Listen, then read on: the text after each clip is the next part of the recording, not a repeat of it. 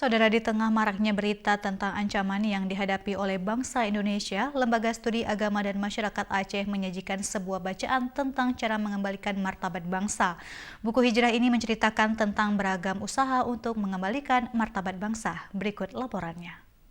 Usaha mengembalikan martabat bangsa Indonesia harus dilakukan dengan hijrah paripurna.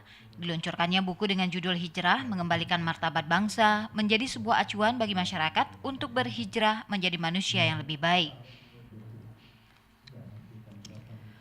Profesor Hasbi Amiruddin di sela-sela kegiatan silaturahmi antar para penulis di Museum UIN Araniri menegaskan ragam ancaman yang dihadapi bangsa Indonesia saat ini baik kejahatan narkoba, terorisme, radikalisme, korupsi serta yang terparah adalah perpecahan dari bangsa itu sendiri yang menjadi penyebab utama hilangnya martabat bangsa dan hilangnya kebanggaan orang luar kepada Indonesia. Ia menyatakan buku hijrah merupakan bagian untuk memberikan motivasi bagi masyarakat agar citra bangsa Indonesia kembali dapat dibanggakan.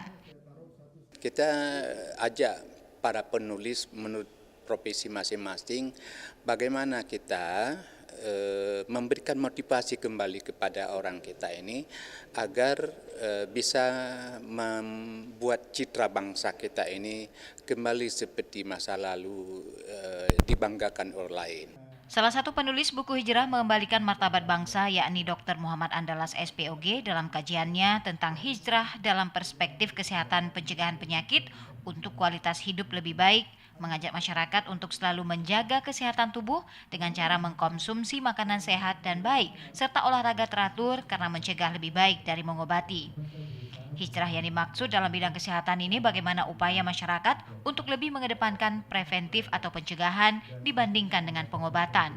Hal ini karena pembiayaan kuratif atau penyembuhan lebih tinggi jika dibandingkan dengan upaya preventif atau pencegahan.